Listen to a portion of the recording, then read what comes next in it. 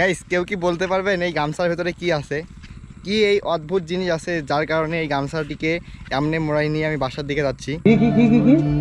প্রায় সন্ধ্যা হয়ে এসেছে এইদিকে, আমাকে দেখে চলে যাচ্ছে। আমার তো ভীষণ ভয় করতেছে, এই দিক থেকে যাবো কেমনে। আমি দৌড়াই যাচ্ছি, প্রচুর ভয় লাগতেছে আমাকে। এখানে আশেপাশে কেউ নাই কোথাও, কেউ যদি আমাকে খেয়ে ফেলে বা যার কথা বলতেছি বুঝতে পারতেছেন, টাইগার মামা। এখানে বাচ্চার মতো আমাকে কেউ নাই, দেখেন পুরাটাই কিন্তু ফাঁকা।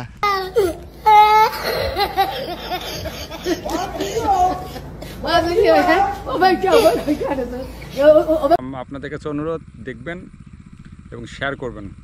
বেশি বেশি করে শেয়ার না করেন, বুঝছেন, তাহলে আমরা মাছ খাবো না। না যদি শেয়ার না করেন তাহলে প্রত্যেকটাকে কাঁচা মাছ খাইয়ে দেবো।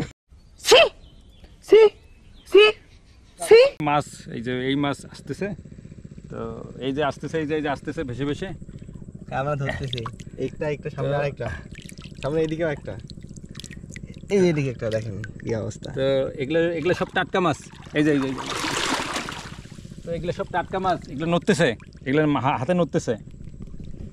হয়তো বা কারো বালতি থেকে পড়ে গিয়ে হয়তো ভেসে আসতেছে, আর না হয়তো কেউ ইচ্ছা করে ফেলাই দিচ্ছে।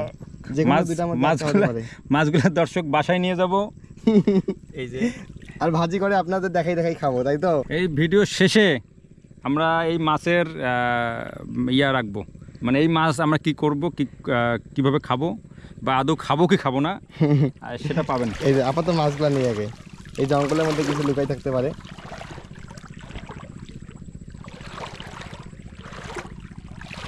মাছ খুঁজে পাচ্ছি না।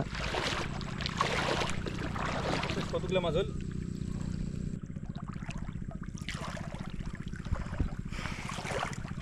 অনেক কষ্টে যে মাছগুলো আমরা পাইছি, পুঁটি মাছ বলে এগুলো।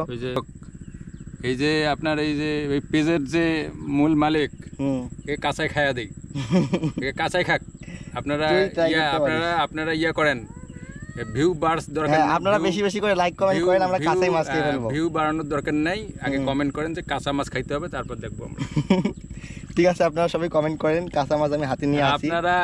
আপনারা এই যে নদীতে আসেন, কাঁচা মাছ খান, সে দাওয়াত থাকলো। মাছটা প্রসেস করলাম নদীর জলেই, পানিতেই। প্রায় সন্ধ্যা হয়ে এসেছে এইদিকে, আমাকে দেখে চলে যাচ্ছে। আমার তো ভীষণ ভয় করতেছে, এই দিক থেকে যাবো কেমনে। আমি দৌড়াই যাচ্ছি, প্রচুর ভয় লাগতেছে আমাকে। এখানে আশেপাশে কেউ নাই কোথাও, কেউ যদি আমাকে খেয়ে ফেলে বা যার কথা বলতেছি বুঝতে পারতেছেন, টাইগার মামা। এখানে বাচ্চার মতো আমাকে কেউ নাই, দেখেন পুরাটাই কিন্তু ফাঁকা। আমাকে রেখে চলে যাচ্ছে, দৌড়াতে হবে প্রচুর। এই তো ধরতে পারতেছি না আমি, এ চলে যাচ্ছে আমাকে রেখে। কথা ফাইনালি ধরবো অবস্থা, কিন্তু ধরতে পারতেছি না। মানে কি আর বলবো, কি একটা অবস্থা, আমাকে রেখে চলে যাচ্ছে। কিছু করার নেই, মাছ ভাজি করতে হলে হালকা তেল ঢালতে হবে। হালকা তেল ঢেলে দিলাম, এই যে এমন করে দিলাম, অন্ধকারে কিছু দেখা যাচ্ছে না। তারপরে মাছগুলো ঢেলে দিতে হবে এমন করে। আস্তে আস্তে আচ্ছা, গরম হয়ে গেছে, তারপর ঢালতেছি। ততক্ষণে দেখতে থাকুন আমাদের ছায়া। ওই যে হচ্ছে রাজনী, এদিকে হচ্ছে আমি খাওয়ার জন্য দাঁড়িয়ে আছি। ওইদিকে অন্ধকার ছিল, দেখা যাচ্ছিল না, এই জন্য আলোর দিকে নিয়ে আসলাম। এই যে অনেক কষ্ট করে আমরা একটি করে মাছ কুড়িয়ে এতগুলা মাছ করছি। কষ্ট করে মাছগুলো নিয়ে আসলাম আপনাদেরকে দেখানোর জন্য, যেহেতু দাদা বলছিল যে আমরা মাছগুলো নিয়ে খাবো। কিছু করার না পেয়ে বাধ্য হয়ে আমরা নিয়ে আসলাম। আপনারা ইয়া করেন, আপনারা শেষ পরিণতি কি হবে এখনো বলা যাচ্ছে না। আচ্ছা, মাছের স্বাদ যে কি রকম হবে সেটা বুঝতেছি না। মাছ খাবো কি খাবো না এখনো বলা যাচ্ছে না, আপনারা শেষ পর্যন্ত দেখুন যে এর শেষ কি হয়। মাছ ফাইনালি এই যে মাছ নিয়ে নিছি বাটির মধ্যে।